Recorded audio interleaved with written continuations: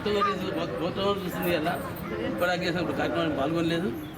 అయితే మనము నీళ్లతోనే మనం బట్టి మనం భూమిని ఎట్లా వాడుకోవాలని ఇది ప్లాస్టిక్ కాగితాలు వేసి వేరే వేయద్దు, ప్లాస్టిక్ వాడద్దు, మనం మ్యాక్సిమం ప్లాస్టిక్ వాడద్దు. ఏదైనా మన భూమిలో చెట్టు పెంచుకోవాలి. మన ఇంటి ముందు ఏం ఎంత జాగున్నా కూడా ఇంత కూరగాయలు ఏదో రకరకాలు చేసుకోవచ్చు. భూమితో మనకు అంత లాభం ఉంటుంది కాబట్టి ఈ రకంగా భూమిని వాడుకోవాలని చెప్పేసి ఈ యొక్క కార్యక్రమం ఉద్దేశం. కాబట్టి మనం ఎంత జాగు ఇంటి మీద కొత్త జాగున్నా కూడా మన భూమిని కూరగాయలు ఏదో పప్పు దినుసులు రకరకాల పూల చెట్లు రకరకాల పంటలు చేసుకోవాలనే ఉద్దేశంతోనే ఈ యొక్క కార్యక్రమం చేశారు. కాబట్టి మీ అందరూ నిలవనికనే ఈ యొక్క కార్యక్రమం పెట్టారు. మనం అందరం కూడా ఈ రకంగా వీళ్ళు చెప్పిందంత సార్లు చెప్పినంత మనం విని వాళ్ళు ఏదైతే చెప్తారో అదే రకంగా మనం వాడుకోవాలని చెప్పేసి మీకు మనం చేస్తున్నాం.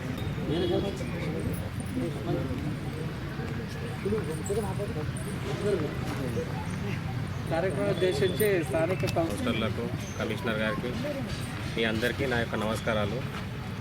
ఈ నీళ్ళ దినోత్సవం అన్నది కూడా నేను కూడా ఈసారి ఫస్ట్ టైం వింటున్నాను.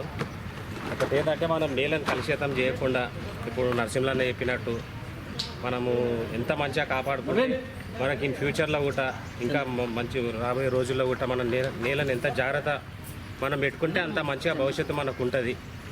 ఇప్పుడు మేడం గారు చెప్పినట్టు కూడా అందరు చెప్పినట్టు కూడా మీరు అవి పాటిస్తారని కోరుకుంటున్నాను. అందరు కూడా వాస్తవం కూడా మరి ఇంతసేపు వెయిట్ చేసి ఈ కార్యక్రమాన్ని జయప్రదం చేయాలని మీరు కుతూహలంతో ఉన్నారు. కాబట్టి ఇది నేను కూడా ప్రపంచ నీళ్ళ దినోత్సవం అంటే నేను కూడా ఫస్ట్ టైం వింటున్నా. మేము కూడా గత 30 ఏళ్ళ నుంచి కూడా నేను రాజకీయంలో ఉన్నా, కౌన్సిలర్ కూడా 3-4 సార్లు చేసినా, వైస్ చైర్మన్ చేసినా, కానీ ఫస్ట్ టైం వింటున్నా. అంటే ఒక మంచి కార్యక్రమాన్ని మన గౌరవ ముఖ్యమంత్రి గారు తీసుకొచ్చారు ఇది. కాబట్టి మనం ముఖ్యంగా ముఖ్యమంత్రి గారికి ప్రత్యేక అభినందన ధన్యవాదాలు తెలియజేస్తున్నా. అంటే నేల అనేది ఇంతకుముందు చెప్పినట్టు భూమి మనకు భూమాతతో సమానం. రైతు దుక్కి దున్ని మనందరికి కూడా ఆహార ధాన్యాలు పండించేదే నేల. నేలతోని మహావృక్షాలు పుడతాయి, మనం ఆహార ధాన్యాలు పండించుకుంటాం. పండ్లు కూడా నేల నుంచే మనం చెట్లు కాయలు కాసి మన పండ్లు అవుతాయి. అంటే నేల అనేది మనకు ఎంత పవిత్రమైనది, భూమాత ఎంత పవిత్రమైనది మన అందరికీ కూడా తెలుసు. మరి ఇప్పుడు చూస్తున్నట్టంటే ఇంతకుముందు పెద్దలు చెప్పినట్టు నేలను చాలా కలుషితం చేస్తుంది వాస్తవం కూడా. కాబట్టి ఆ కలుషితమైన వాతావరణంతో నేల కూడా మనకు ఇప్పుడు పండించే పంటలు కూడా మనకు అప్పుడు ఈల్డింగ్ అనేది మీకు అంటే ఒక ఎకరాకు 50 సంచి వచ్చినాయి అనుకో, 30 సంచి వచ్చినాయి అనుకో, ఇప్పుడు 20 సంచి వస్తున్నాయి. ఎందుకంటే నేల కలుషితమైంది కాబట్టి మనకు దిగుబడి కూడా చాలా తక్కువ వస్తుంది. కాబట్టి దిగుబడి పెరగాలంటే నేలను మనం కాపాడాలి. ఈ భూతల్లిని భూమాతను కాపాడుకుంటూ మనం అందరం కూడా నిరంతరం మరి నిజంగా ప్లాస్టిక్ కాగితాలు కొందరైనా గుంతది అంటే వేసేస్తారు. అది మొత్తం కూడా భూమి లోపల ఎగ్జాక్ట్ అయిపోయి మొత్తం కూడా క్రిములు ఏర్పడే ప్రమాదం ఉంటుంది. కాబట్టి ఇవన్నీ కూడా చాలా మటుకు అన్ని భూములనే వేస్తాం. అవి చేసే విధానం ఉంటుంది. అయితే కాబట్టి అవన్నిటి కూడా మనం సంరక్షించే బాధ్యత మన పౌరులందరిది కూడా ఉంది, మీ అందరిది కూడా ఉంది. మీరు కూడా ఇది ఒక్కరికి 10 మందికి చెప్పి నేలను సంరక్షించే బాధ్యత మనం అందరం తీసుకోవాలి. ఈ భూతల్లితోటి భూమాతతోటి మనం అందరం బతుకుతున్నాం.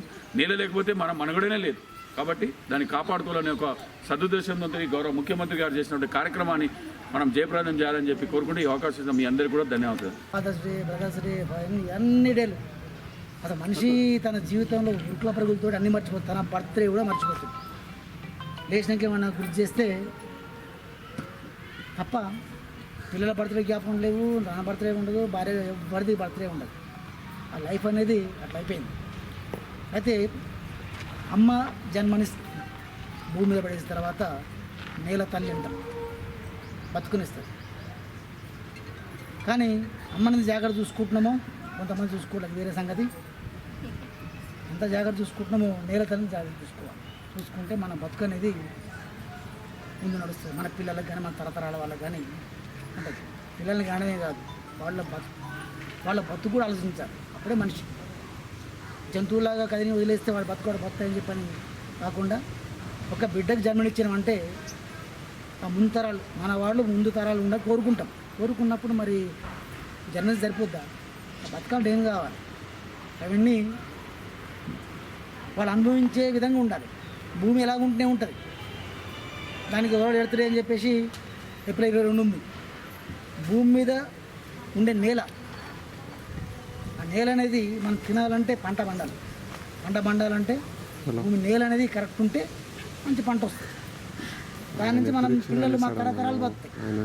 మనం ఇప్పుడు చేసే ప్రతి పని, ఏ పని కానీ మనిషి చేసే ప్రతి పని కూడా ఈ ప్రకృతికి నాశనం తప్ప వేరేం లేదు. నువ్వు పీల్చుకున్న గాలి కూడా పోయి కార్లు జీబులు అన్నీ కూడా పడవలాగా అయిపోయినాయి.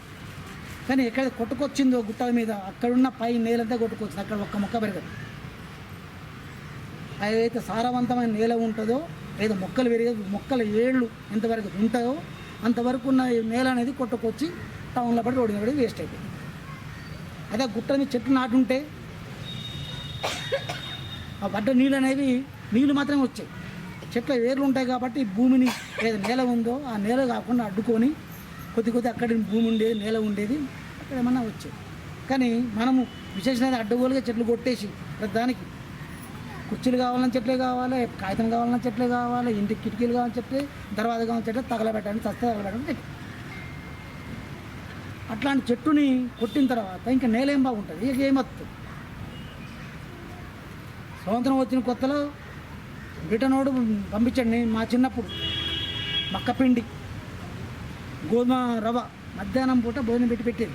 మన దగ్గర వ్యవసాయం సరిగ్గా లేక, డెవలప్మెంట్ లేక, తినడానికి ఏమి లేకపోతే వాళ్ళు చెడిపోయిన గోధుమ పిండి తర్వాత మక్క పిండితో సంవత్సరాలు పారబోసేది మనకిస్తే మనం చాలా స్కూల్లో పెద్ద గ్రేట్గా పెట్టుకున్నాం. అట్లాంటిది వ్యవసాయ అభివృద్ధి అయింది. మనది మనం సంపాదించుకుంటున్నాం. సంపాదించుకుంటూ కూడా దాంట్లో ఏం చేసాము, విపరీతంగా కావాలి, జనాభా పెరిగి 100 కోట్లు 130 కోట్లు అయిపోయింది. వాళ్ళ భోజనం ఫుడ్ కావాలి కాబట్టి కెమికల్స్ వాడినాం. భస్మాసురుని నష్టంలాగా చాలా తెలుసు అనుకుంటా. భస్మాసురు రాక్షసుడు శివుని పేద తపస్సు చేశాడు. ఏం కావాలంటే నేను ఎవరు చెయ్యి నా చెయ్యి ఎవరిని తినబోతే వాడు కావాలని కోరుకున్నాడు. వాడుకుని రాక్షసుడు కాబట్టి అదే ఆలోచన వస్తుంది. చివరి మరి టెస్ట్ చేయాలి కదా, ఎవరికి టెస్ట్ చేయాలి, మరి ఈ చూడు మీద వేయాలి. చూడు నేను ఎత్తున పెట్టి చూస్తాను ఎత్తున చేయడానికి వచ్చాడు. నేను ఊరికి దేశం ప్రపంచం మొత్తం అన్ని చివరికి ఎవరికి విష్ణు దగ్గర పోతే ఆయన ఏదో మూవీని అవతారం ఎత్తి దాన్ని ఆడి వాళ్ళు ఎత్తున అందుకే ఆయన పెట్టించింది. వాడే కోసం అయిపోయాడు. అదేవిధంగా మనం పంట కోసం మందులు వాడి యూరియా డిఏపి అది ఇది గడ్డి మందు మన్ను మోసం అన్నీ వాడిన తర్వాత చివరికి ఏమైంది, ఉన్న నేల కూడా విషయం అయిపోయింది.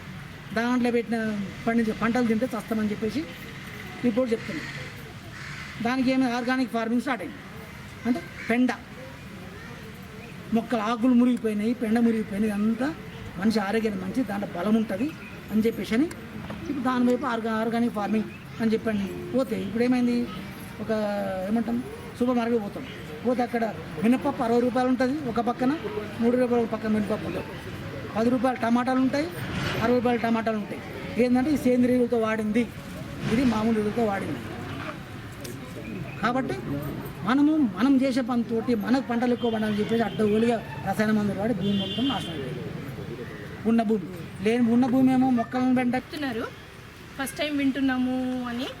అయితే ఇన్ని సంవత్సరాల నుంచి ఏమవుతుందంటే నేల, ఇంత మంచి నేలని మనం ఒక అంతేలే అన్నట్టుగా తీసేసుకుంటున్నాం. ఏమన్నా పట్టించుకుంటున్నామో మనం నేల గురించి? ఆ నేల గురించి మంచిగా పట్టించుకుంటే ఇట్లా ఒక దినోత్సవం పెట్టి సెలబ్రేట్ చేయాల్సిన అవసరమే లేకుండే కదా. ఏం చేస్తున్నామంటే మనము ఏం కూడా అసలు నేల గురించి కొంచెం కూడా, అంటే అవును ఉంది అంతే. అది ఎంత మనకి హెల్ప్ చేస్తుంది, ఎన్ని ఇస్తుంది మనకి. ఇప్పుడు కమిషనర్ చెప్పినట్టుగా మనం పుట్టినప్పటి నుంచి మనం బతికేదే నేలలో పండినవి తిని బతుకుతున్నాం కదా. లాస్ట్కి మనం చనిపోయిన తర్వాత కూడా మనం కలిసిపోయేది మళ్ళీ నేలలనే కదా. అయినా మనం ఏం చేస్తున్నాము, ఏం పట్టించుకుంటలేము అంతే. ఇప్పుడు ఒక రైతు ఉన్నాడు, పంట వేస్తాడు, పంట వేసినాక ఏం చేస్తాడు, ఎన్ని మందులు కొడితే ఎంత దిగుబడి నాకు ఎక్కువ వస్తుంది అంతే చూస్తున్నాడు. మందులు కొడుతూనే ఉన్నారు, వస్తున్నాయి, 100 సంచులు పండుతున్నాయి. ఆ 100 సంచుల ధాన్యంలో ఏమన్నా శక్తి ఉంటుందా అసలు? అంతకుముందు మన అమ్మమ్మలు నాన్నమ్మలు ఎంత గట్టిగా ఉంటుంది, మనం ఉన్న మాటలో మనం గట్టిగా లేము. ఎందుకంటే ఆ నేలలో పండే ధాన్యంలో శక్తి లేకుండా పోతుంది. ఎందుకు పోతుంది? అంతకుముందు శక్తి ఉండే ఎట్లా, ఇప్పుడు లేదు ఎట్లా? ఎందుకంటే ఇష్టం వచ్చినట్లు మందులు వాడుతున్నారు. ఆ మందులన్నీ ఆ గింజలలోకి పోయి అవి కలుషితం అయిపోతున్నాయి. అవి తిన్నాక కూడా మనం వేలు పెట్టి కొంటున్నాము, కానీ మనకైతే శక్తి వస్తున్నాయి, ఉల్టా రోగాలు వస్తున్నాయి. మనం ఏం చేయాలంటే నేలని మంచిగా జాగ్రత్తగా కాపాడుకోవాలి.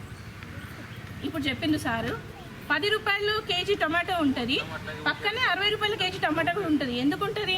అవేమో మందులేసి పండించిన టమాటాలు, ఇవేమో ఈ పెండ, మురిగిపోయిన ఆకులు, ఖరాబైన కూరగాయలు అవన్నీ వేసి ఒక ఎరువులాగా చేస్తున్నారు కదా, అవి వేసి పండించిన కూరగాయలకి 60 రూపాయలు. అంటే ఎంత డిఫరెన్స్ ఉంది చూసిండ్రా.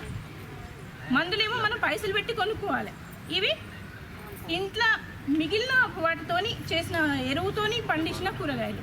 ఎంత డిఫరెన్స్ ఉంది అంటే మన చేతిలోనే ఉందన్నమాట. అంతా మొత్తం చెత్త తీసుకుపోయి ఒక డస్ట్బిన్లో వేసేస్తాం మనం. అది తీసుకుపోయి కంపోస్ట్ చేసి ఆ ఎరువు తయారైనాక తీసుకుపోయి మొక్కలకి వేస్తే ఎంత బాగుంటుంది కదా. మీ అందరికి ఒకటే రిక్వెస్ట్ చేస్తున్నాను నేను. ఇంకోటి ప్లాస్టిక్ కూడా, ప్లాస్టిక్ గురించి అయితే ఇంకా చాలా చెప్పుకోవాలి. ప్రతి దానికి ప్లాస్టిక్ వాడుతున్నాం మనం. ప్లాస్టిక్ కవర్లు లేనిది మనకు అసలు రోజు గడవదంటే ఇది కాదు అసలు. ఏం చేస్తున్నాం తెలుసా, ప్లాస్టిక్ కవర్లు కూరగాయలు తీసుకొస్తాం, కూరగాయలు మనం ఫ్రిడ్జ్లో పెట్టేసుకుంటాం, ప్లాస్టిక్ కవర్ పడేస్తాం. ఆ పడేస్తే ఏమవుతుంది, భూమిలోకి పోతుంది. భూమిలోకి పోయి ప్లాస్టిక్ లోపల పోయి కరిగిపోతుందా? కరిగిపోదు. వేల సంవత్సరాలు, ఒక్క ప్లాస్టిక్ కవర్ కరగనికే వేల సంవత్సరాలు పడుతుంది. అదే ఒక పేపర్ వేసినాం అనుకోండి, కొన్ని రోజులలో పేపర్ మిక్స్ అయిపోతుంది, భూమిలో మిక్స్ అయిపోతుంది. ఆ ప్లాస్టిక్ కవర్లన్నీ పోయి ఏమవుతుందంటే ఒక లోపల ఒక పొరలాగా అయిపోతుంది. అంటే వర్షం నీళ్ళు పడితే అవి అక్కడే ఆపేస్తాయి అన్నమాట. లోపల నేల లోపల వరకు ఇంకనిస్తలేవు. మరి అప్పుడు భూమి సారవంతం ఎట్లయితుంది? దానికి తగ్గట్టు నీళ్ళు అందుతున్నాయి కదా భూమి మంచిగా సారవంతం అయ్యేది. లోపల పోయినాక ప్లాస్టిక్ ఆపేస్తుంది దాన్ని, ఆ భూమి అంతా ఖరాబ్ అయిపోతుంది. అందుకే మనం ఏం చేయాలంటే సాధ్యమైనంత వరకు ప్లాస్టిక్ యూజ్ చేయడం, వాడకం తగ్గించాలి. ఎవరో చేస్తారులే, మేము ఒక ప్లాస్టిక్ వాడితే మాదే వస్తుందా అని అనుకోవద్దు. ఒకటి కలిపి వందలు వేలైతాయి కదా. అందుకే మనం అందరము ప్లాస్టిక్, ఇప్పుడు మేము మున్సిపల్ నుంచి ఏం చేస్తున్నామంటే ఏ షాప్లో కూడా ప్లాస్టిక్ అమ్మితే వాళ్ళకి ఫైన్ వేసేస్తున్నాం. వాళ్ళు అమ్ముతున్నారు, ఎందుకు అమ్ముతున్నారు? మనం కొంటున్నాం కాబట్టి అమ్ముతున్నారు. మనమే కొనుక్కోలేదు అనుకోండి, వాళ్ళు ఎందుకు అమ్ముతారు కదా. అందుకని మీరు ఏం చేయండి అంటే ఇంట్లో కూడా ఖరాబైన చెత్త చెదారం అదంతా ఉంటుంది కదా, పండ్లు, కూరగాయలు, తొక్కలు, మిగిలిపోయిన ఆహార పదార్థాలు అవన్నీ ఉంటాయి కదా, తడి చెత్తతో మంచిగా ఎరువు తయారు చేసుకోండి. ఇప్పుడు వెంకట్ చెప్పినట్టు కొన్ని గ్రూప్స్తో చేపిస్తున్నాము అని చెప్పేసి మీరు కూడా కొంచెం, మీరందరూ హెచ్ఎస్జి గ్రూప్ కాబట్టి వేరే వాళ్ళందరికీ కూడా మీరు కొంచెం అవగాహన అనేది కల్పించండి. వాళ్ళందరూ కూడా ఎవరి ఇళ్ళలో వాళ్ళు కంపోస్ట్ తయారు చేసుకునేటట్టుగా చేయండి. ఏం లేదు, మన నేలని మనమే కాపాడుకుందాం. అంటే వచ్చే తరాలకు కూడా మనం ఏమి ఇవ్వాలంటే మంచి స్వచ్ఛమైన గాలి, స్వచ్ఛమైన ఆహార పదార్థాలు, అవి అయితే మన చేతులు ఉన్నాయి కదా, ఇవ్వచ్చు కదా. అంతే. అంటే నేను చెయ్యాలి అనుకొని చేస్తేనే ఇవన్నీ అవుతాయి. అదే నేను మీ అందరికి కోరుకునేది. ఇంకోటి, గౌరవ ముఖ్యమంత్రి గారు ప్రవేశపెట్టిన ఇప్పుడు హరితహారం ప్రకారం మొక్కలు పెడుతున్నాం కదా మేము. అన్ని మొక్కలు ఎంత బాగంటే వికారాబాద్లో ఎక్కడ చూస్తే ఇట్లా పచ్చదనం అనేది మంచిగా కనపడుతుంది. అదొక సంతోషం అనిపిస్తుంది. ఎందుకంటే ముఖ్యమంత్రి గారు అదొక మంచి ప్రవేశపెట్టారు కాబట్టి ఇన్ని మొక్కలు కంపల్సరీ నాటాలి అన్నందుకే కదా నాటుతున్నాం మనం. అందుకే ఇప్పుడు ముఖ్యమంత్రి గారు ఏం చేసినా మంచిగా ఆలోచించి చేస్తారు కాబట్టి మనం కూడా మన వంతు కృషి చేస్తాం. నమస్కారం. మనము హరితహారం అంటే ఇప్పుడు గవర్నమెంట్ చెప్తేనే వాస్తవానికి ఇంతకుముందు మనం చెట్లు పెట్టడం మీద ఇంత కాన్సన్ట్రేషన్ ఎవరు చేయలేం. కానీ మన గౌరవ ముఖ్యమంత్రి గారు హరితహారం ఎప్పుడైతే ప్రవేశపెట్టారో అప్పటి నుంచి మనము విరివిగా చెట్లను నాటు.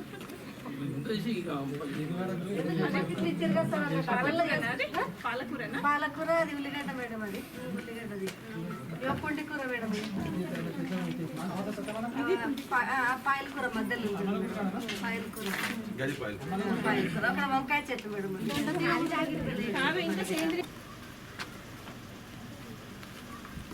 మీరు చేసిందే కాదు, ఇంకా మీ కాలేజీలో కూడా